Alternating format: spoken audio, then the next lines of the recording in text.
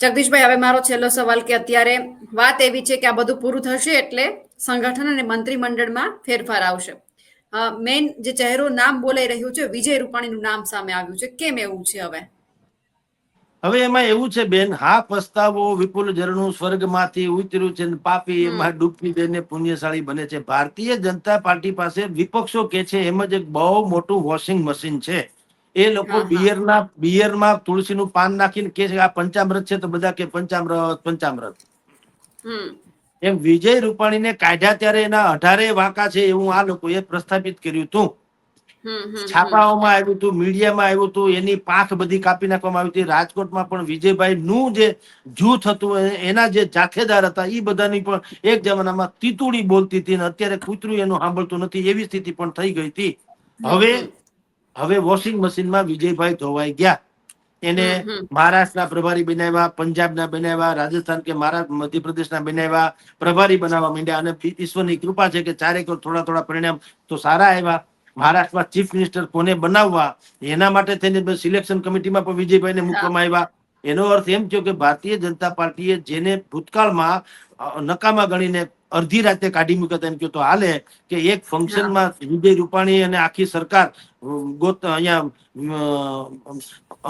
અંબાજી ઊંઝાની અમદાવાદમાં હમ વિશ્વ હા હા ઉમિયા ફાઉન્ડેશન એના કાર્યક્રમમાં તો ત્યાંથી કીધું, ફોન આવી ગયો તાત્કાલિક રાજ્યપાલ પાસે જાઓ, રાજીનામું આપી દો.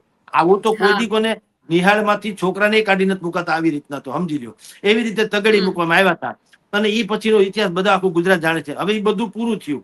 જે ગણો તે હમ વિજયભાઈ કમબેક થઈ રહ્યા છે એવી વાત 100% આવી રહી છે. એને 2-3 જગ્યાએ પ્રભારી થયા, પ્રભારીમાં પ્રમાણમાં એના રિઝલ્ટ સારા આવ્યા. એટલે હવે હમણાં આજકાલમાં પાછું પેલા આવ્યું હતું નામ તો ચમક્યું હતું કે વિજયભાઈ ગુજરાત ભારતીય જનતા પાર્ટીના પ્રદેશ અધ્યક્ષ બને એવી સંભાવના છે. તો એ બંનેના 2 કારણો છે બેન, આપની જાણ ખાતર. હમ હમ વિજયભાઈ અને વજુભાઈ વાળા એ બેમાં એક સામ્ય છે. વજુભાઈ હમ વાળા હમ અને વિજય રૂપાણી બેમાં એક સામ્ય છે. શું એ કોઈ પક્ષના નથી અથવા એ કોઈ જૂથના નથી ને એનું કોઈ જૂથ નથી, આમ જુઓ તો. હા હા વિજયભાઈ જે છે, વિજયભાઈ જૈન છે. એટલે પાટીદાર એમ હમ ન કહી શકે મારા છે. જૈન તો અમસ્તુ હમ લઘુમતીમાં છે, માઇનોરિટી તો કહેવાની હા નથી, વાણિયાવાળા કહેવાના નથી, બ્રાહ્મણ કહેવાના નથી. વિજયભાઈ જે છે એ જૈન ના છે.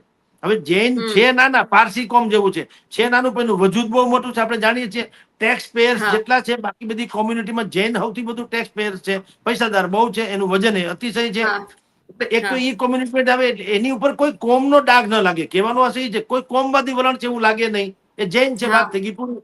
અને જૈનને આપણે હંમેશા કહીએ છીએ ખબર છે કે આ તો જૈન જોક છે. અજૈન જોક એટલે કેવા એ આપણે જાણીએ છીએ.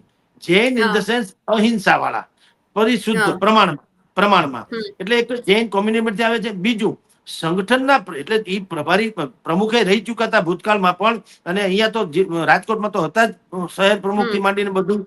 તો સંગઠનના માહેર છે, એમાં તો કોઈ શંકા નથી. સંગઠનમાં એની હમ સારી એવી પેઠ છે. એ તો હમ નિર્વિવાદિત વાત છે. હા આ તો આડી આંખે ચડી ગયા હતા. જે કારણો હોય તે કારણો આપણને ખબર નથી હું કામ ખેટકાતા ભાજપને, કે જેથી રાતોરાત એને તગડી મૂકવામાં આવ્યા હતા. પણ જે હોય તે પણ સંગઠનમાં તો વિજયભાઈ નો જમાવટ છે, એમાં કોઈ ના નહીં. સૌરાષ્ટ્રમાં હમ વિજયભાઈ આવે તો હમ બીજા કોઈ વિરોધ કરે નહીં. બીજા કોકને જો હમ મૂકશે ને, લેવા કડવા કોળી ફલાણું ઢીકણું કાંઈ પણ હમ માઇનોરિટી દલિત તો બીજા બધા સમાજમાં ઉહાપો થાય એવી સંભાવના છે. કારણ કે હમ હમ બધામાં દાવેદારો અનેક પ્રકાર. હવે ધારો કે વિજયભાઈ છે, જૈન કોમ્યુનિટીમાં વિજયભાઈ સિવાય બીજો કોઈ દાવેદાર નથી એના જેવો સક્ષમ. તમે સમજી લો. હા એટલે જૈનમાં હમ હમ બગાવત ન થાય ને અજૈનમાં બગાવત નહીં થાય. એટલે એનું નામ થોડુંક વધારે પડતું આવી રહ્યું છે કે એક તો આ 2 કામ મેં તમને કીધા.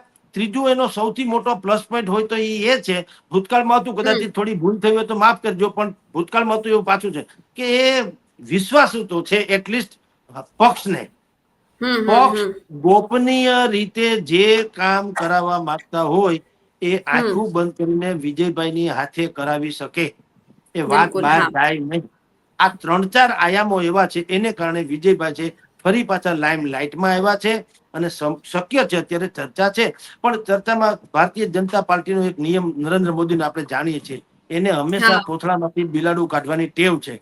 પણ હા રમતા નામ મૂકી દે એટલે એને કારણે છે ને એક સર્વે થઈ જાય. આ જે ભારતીય જનતા પાર્ટીની હમ પદ્ધતિ શું હમ છે, નામ હમ વહેતા મૂકે એટલે સર્વે થઈ જાય.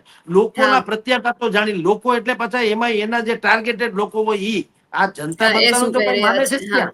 હા, પણ જેને ટાર્ગેટ કરવામાં આવે કે વિજયભાઈ નું નામ આપીએ તો કોણ ઉરલે એમ છે અને ઈ શું કે છે, તો એના દ્વારા શું કહેવામાં આવે છે, ઈ જાણવું હોય તો બુદ્ધિપૂર્વક એક ચોકઠી મારી દો કે વિજયભાઈ ને મૂકો, દેખતે હે ક્યાં હોતા હે. અને ડખો થાય તો ક્યાં આપણે એમાં ગોલાના ઘેર કેટલી ગાયું હતી કે દૂધે વાળું કરતા હતા, તો ફેરવી નાખવાનું. એટલે આવા નામ રમતા મૂકવામાં આવે છે. પણ અત્યારે રીજીબેન તમારો પ્રશ્ન છે બરાબર છે કે ભાઈનું નામ વિજયભાઈનું નામ પણ અત્યારે ચર્ચામાં છે. હવે રાજા રામ જાણે શું થાય તે જે. હા, એટલે જેનું નામ હોય ક્યારે આવતા નથી એવું પણ બને છે. એટલે આ વખતે એ પણ જોવાનું છે કે કેટલા બધા નામ આવ્યા. દર વખતે એક એક તહેવાર ટપાડે છે કે જેમ કે મકર સંક્રાંતિ આવે, હવે હોળી ધૂળેટી આવે. હવે એ જોવાનું છે કે ક્યારે નામ બહાર આવે છે. આ નામ આવ્યા એમાંથી નહીં કોઈ આવે છે કે કોઈક નવું જ નામ સામે આવે છે. જગદીશભાઈ, જી આપ જી અમારી સાથે જોડાયા, આપનો ખૂબ ખૂબ આભાર. જી નમસ્કાર બેન. તો હવે જોવાનું છે કે સ્થાનિક સ્વરાજની ચૂંટણીમાં આ વખતે સૌરાષ્ટ્રમાં જે ગરમાગરમી જોવા મળી એ આવનારા સમયમાં કેટલી ભારે ભાજપ માટે રહેવાની છે. અને ખાસ કરીને હવે જે વિજય રૂપાણીનું નામ પણ સામે આવ્યું છે સંગઠનના વિસ્તરણની અંદર, તેમને લઈને આપનું શું કહેવું છે? જે જગદીશભાઈએ વાત કરી તે માટે આપ શું વિચારો છો? કમેન્ટ કરીને ચોક્કસથી જણાવજો. સાથે જ અમારી નિર્ભય ન્યૂઝ ચેનલને લાઇક, શેર અને સબસ્ક્રાઇબ કરવાનું ભૂલશો નહીં. નમસ્કાર.